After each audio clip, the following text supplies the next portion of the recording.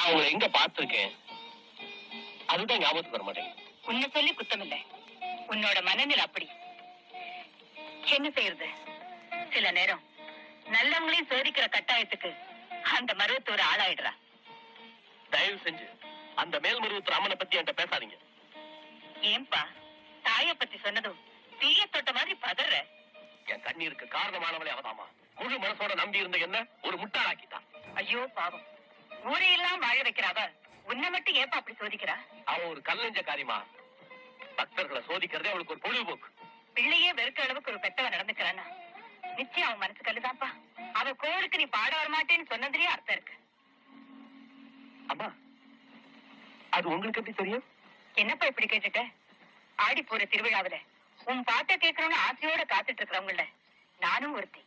நீ அங்க வரமாட்டேன்னு தெரியும், அதனால்தான் உன் பாட்ட கேட்கறதுக்காக நானே உன் வீடு தேடி வந்திருக்கேன்.